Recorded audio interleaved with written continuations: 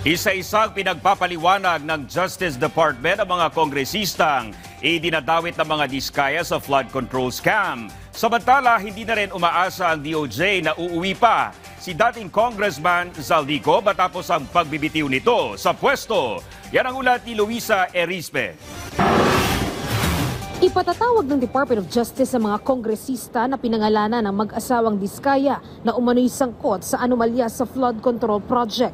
Matapos makausap ni Justice Secretary Jesus Crispin Remulla ang mga kontratistang sina Sara at Curly kahapon, nais na nilang ma-validate kung totoo bang sangkot ang mga itinuturo ng mga ito. Isasabihin na namin yung mga tao na tinuro nila. Siyempre, we have to validate all the information. Oh. But this, ito yung mga... Marami rito yung mga congressman's cases. The first congressman na tinuro niya. Hindi idinitalya ni Remulla kung sino-sino ang mga ito, pero matatandaan na may 17 pangalan na binanggit ang mga diskaya sa naging pagdinig noon sa Senate Blue Ribbon Committee.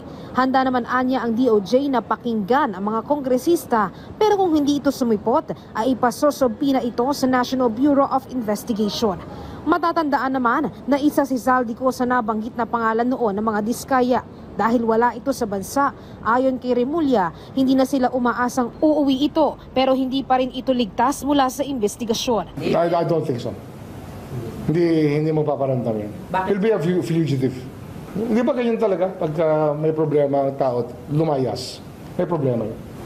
Yun. So far, hindi naman siya fugitive, pero gano'n na magiging status siya later on. Patuloy namang makikipag-ugnayan ng DOJ sa International Police Crime Organization o Interpol para sa hiling na Blue Notice laban kay Ko.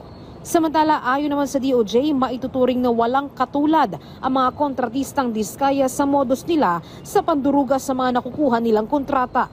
Base sa nakuha nilang ebidensya, ang mga diskaya ay nagpapahiram pa umano ng lisensya para lang makakuha ng mga proyekto sa iba't ibang panig ng bansa. Kung tutuusin, aabot sa daan-daang bilyong piso ang halaga ng nakulimbat sa gobyerno mula sa mga maanomalyang proyekto. They really hustle their way to get contracts around the whole country.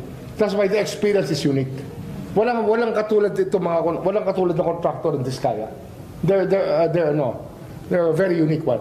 Binabalikan naman ng DOJ hindi lang ang mga proyekto mula noong 2022, kundi mula pa noong 2016 hanggang 2025. We're getting down to 2016 to 2025. Inaano namin yan, binabackdate namin lahat yan. Kasi nga, unique nga yung kanilang role eh. Kasi sila lang yung nakapag-contract sa buong Pilipinas.